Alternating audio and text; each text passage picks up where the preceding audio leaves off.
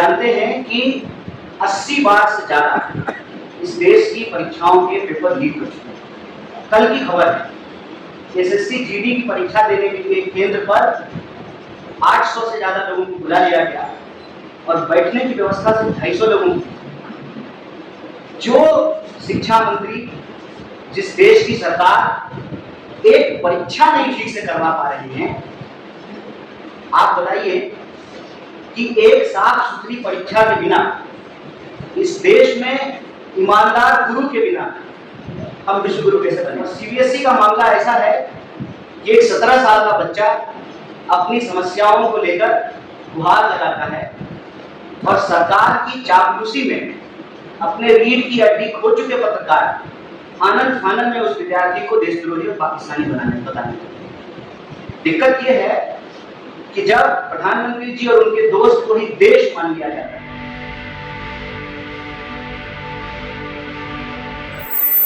देश में जो हो रहा है सरकार के लिए कॉमेडी हो सकता है, लेकिन देश के जो नौनिहाल, देश के जो भविष्य, उनके जीवन मरण का सवाल है। आप सब पिछले कुछ सप्ताह से इस देश की शिक्षा व्यवस्था से जुड़ी हुई कई महत्वपूर्ण घटनाओं को कवर किए। हालांकि हमारी देश की बहुत सारी मीडिया घंटों चर्चा करती है झालमुड़ी पर और मेलोडी पर, लेकिन इन सब चर्चाओं के बीच एक जो जरूरी मसला है वो ये है कि इस देश में विद्यार्थियों के, नौजवानों की आत्महत्या करने की रफ्तार लगातार बढ़ती जा रही है। 1 घंटे के भीतर 2 नौजवान इस देश में आत्महत्या कर रहे हैं और आत्महत्या का सीधा संबंध इस देश की चौपट शिक्षा व्यवस्था से। जो आदमी शिक्षा के लिए योग्य नहीं है उसको शिक्षा मंत्री बना दिया। और यह बात मैं पूरी जिम्मेवारी से कांग्रेस पार्टी की ओर से आपके बीच रख रहा हूँ।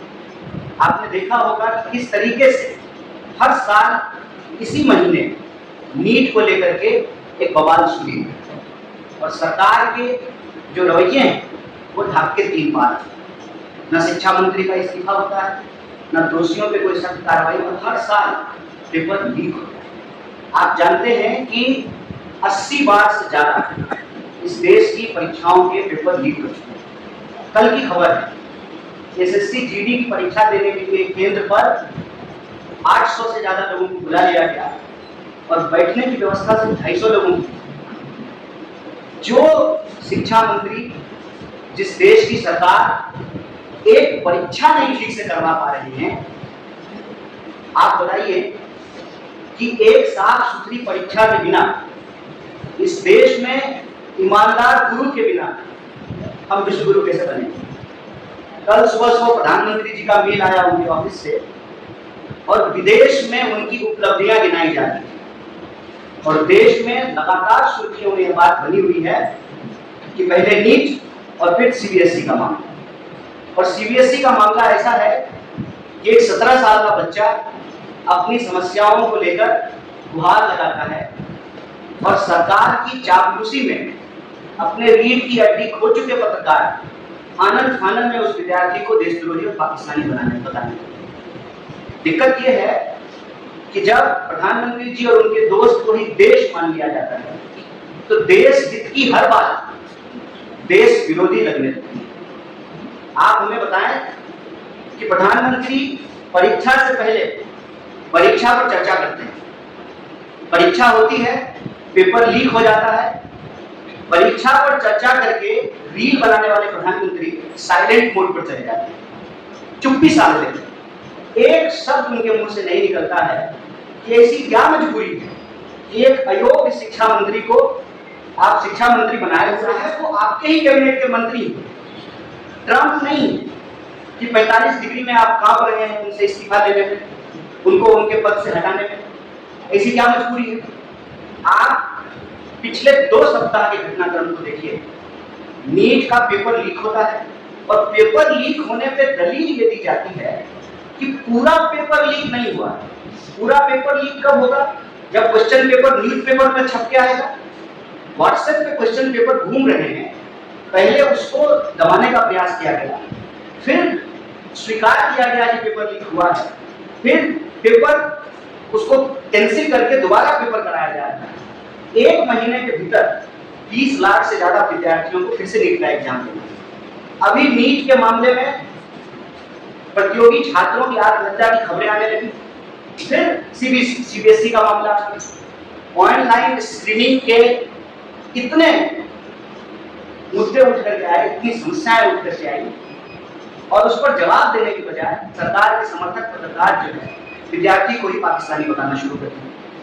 आज इस देश की स्थिति यह है कि यह सरकार एक भी परीक्षा ठीक से कंडक्ट नहीं कर रहा, और हर परीक्षा, देश की हर महत्वपूर्ण परीक्षा को करवाने की जिम्मेवारी उस एनटीए को दे दिया गया है, जिस पर बार बार सवाल उठे। और इसमें कोई दो राय नहीं कि जो एनटीए के डायरेक्टर हैं, आप उनका बैकग्राउंड चेक करके देखिए। उनका बैकग्राउंड सरकार में बैठे हुए लोगों से राजनीतिक संबंध का बैकग्राउंड है। ऐसी क्या मजबूरी है कि ऐसे निदेशकों को राजनीतिक लाभ के लिए अपनी पार्टी, अपने विचारधारा के लोगों को महत्वपूर्ण पदों पर बिठाया जाता है, फिर उस एजेंसी के द्वारा लगातार अयोग्य तरीके से परीक्षा कंडक्ट कराने की असफल कोशिश की जाती है, फिर भी उनके ऊपर कोई कार्रवाई नहीं की जाती। देश आज एक गंभीर विषय से गुजर रहा है। ऐसी परिस्थिति में हम देश के विद्यार्थियों और नौजवानों से अपील करना चाहते हैं कि सिस्टम की खामी और कमी को आप अपने मत्थे मत लें। सिस्टम अपनी कमी को, अपने फेलियर को आपके माथे पर नाकामी के रूप में मरना चाहती है, लेकिन आपको इन परिस्थितियों से किसी और की गलती के चलते अपनी जान गंवाने की आवश्यकता नहीं है। अगर जान गंवानी ही है तो अपने हक के लिए लड़कर लड़ें, आत्महत्या करके नहीं। इसीलिए एनएसवाई और यूथ कांग्रेस पूरे देश में पेपर लीक के सवाल पर लगातार सड़कों पर है। देश के चुने हुए नेता प्रतिपक्ष लगातार इस मुद्दे को उठा रहे हैं। हम कह रहे हैं कि प्रधानमंत्री चुप्पी तोड़े, अपनी मजबूरी से बाहर आकर के अयोग्य शिक्षा के लिए अयोग्य शिक्षा मंत्री के ऊपर कार्रवाई करें, उनको बर्खास्त करें, दोषियों के ऊपर सख्त कार्रवाई हो, जीरो टॉलरेंस के साथ पेपर लीक को रोकने के लिए सख्त कानून बनाया जाए, और इस देश की परीक्षाओं के चलते, परीक्षा में होने वाली गड़बड़ियों के चलते जो देश के भविष्य का, देश के नौनिहालों का गला घोटा जा रहा है, इसको बंद किया जाए।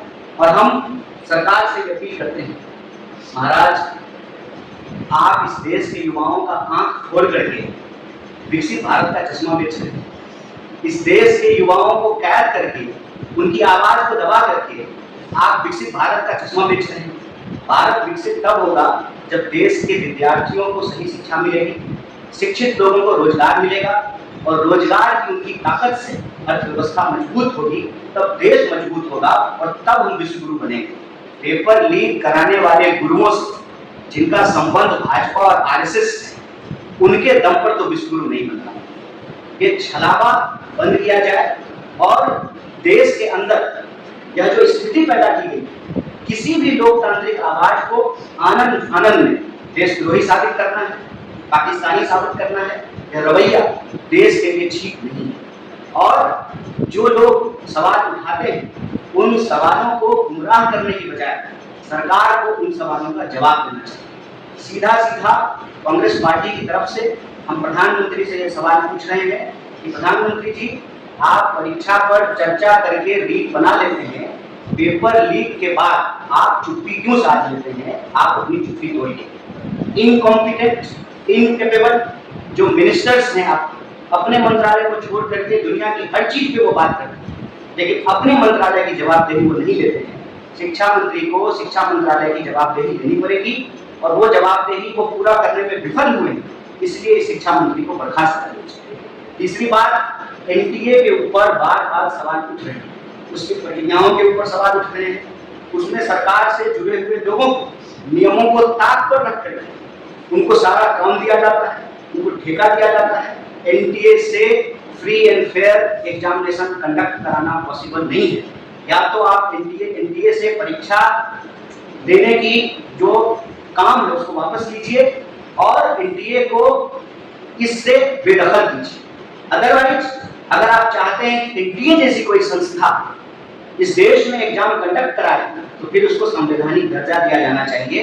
एक एनजीओ की तरह जो है एनटीए नहीं चल सकता। और चौथा, देश के चाहे नीट के स्टूडेंट या सीबीएसई के स्टूडेंट, उनके माँ बाप से, उनके परिवारों से हम कहना चाहते हैं, देश का सबसे बड़ा विपक्षी दल होने के नाते एनएसयूआई यूथ कांग्रेस और पूरी की पूरी कांग्रेस पार्टी सड़क से लेकर के संसद तक आपके न्याय की, इस सच की लड़ाई में आपके साथ खड़ी है।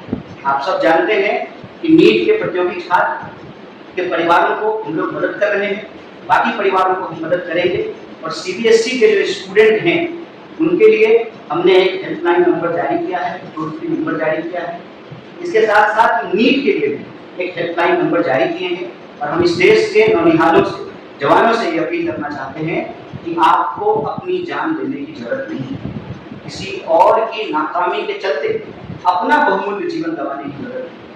आप इस देश के होने वाले नागरिक हैं, आप इस देश के नागरिक हैं और इस देश की सरकार को यह जिम्मेवारी लेनी पड़ेगी। किसी भी सूरत में हम लोकतंत्र को लाठी तंत्र नहीं बनने देंगे। आपकी इस लड़ाई को मजबूती से आगे बढ़ाने के लिए हम पूरी ताकत से खड़े हैं। सीबीएसई के जो प्रभावित स्टूडेंट हैं, जो ऑनलाइन स्क्रीनिंग के माध्यम से अपना उत्तर पुस्तिका नहीं प्राप्त कर पा रहे हैं, उनकी उत्तर पुस्तिका में जो उन्होंने आंसर शीट में जो जवाब लिखा है, इसके हिसाब से उनको मार्क्स नहीं दिए गए हैं। अगर उनको कम अंक आए हैं, किसी तरह की परेशानी सीबीएसई के स्टूडेंट को हो रही है, सभी लाखों प्रभावित छात्रों के लिए हम एक नंबर जारी कर रहे हैं। एनएसयूआई ने इसको अपने सोशल मीडिया हैंडल से जारी किया है। हम आपके माध्यम से देश को फिर से इस नंबर को अवगत कराना चाहते हैं। नंबर है 9260030030। इस पर आप अपनी शिकायत दर्ज करा सकते हैं। और इस सवाल को, देश में पेपर लीक के सवाल को हम एक गंभीर मुद्दा मान करके पूरी ताकत से इसके लिए लड़ेंगे, क्योंकि हमारी ये स्पष्ट समझ है, वोट चोरी करके जो लोग कुर्सी पर बैठ जाते हैं, उनके शासन में पेपर लीक होना एबिलिटी है, कैपेबिलिटी है। उनके दौर में पेपर लीक होना बहुत स्वाभाविक है। इसीलिए यह लड़ाई न सिर्फ देश के भविष्य को बचाने की लड़ाई है, अंततः यह लड़ाई इस देश की जनतांत्रिक लोकतांत्रिक शक्ति को भी आगे बढ़ाने की लड़ाई है। इसमें Congress party, NSUI youth Congress इस देश के विद्यार्थियों और नौजवानों के साथ पूरी तरह से तैयार है। आपके पास जो भी सवाल है, हम यथासंभव उसका जवाब देने का प्रयास करेंगे। और आप राजनीतिक, गैर राजनीतिक, विचारधारात्मक कोई प्रश्न पूछ सकते हैं, क्योंकि हम प्रधान नहीं हैं। प्रधान से जब पूछा गया कि आप इस्तीफा क्यों नहीं देंगे, तो उन्होंने कहा कि हम राजनीतिक सवालों का जवाब नहीं देंगे। मतलब वो जब चुनाव लड़ते हैं तो वो राजनीति नहीं करते हैं, वो गुल्ली डंडा खेलते हैं, उसको पॉलिटिक्स नहीं कहते।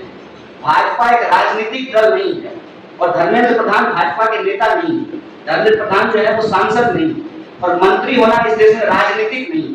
हो सकता है मोदी जी के शासन में राजनीति की परिभाषा बदल गई हो। अब सरकार का चरण वंदना करना, प्रधानमंत्री जी के चरणों में लेट जाना, इसको राजनीति नहीं कहा जाता है। लेकिन हम समझते हैं कि शिक्षा का सवाल एक राजनीतिक सवाल है, रोजगार का सवाल एक राजनीतिक सवाल है, पेपर लीक का सवाल एक राजनीतिक सवाल है। और हम आपके सभी राजनीतिक सवालों का जवाब देने का यथासंभव प्रयास करेंगे।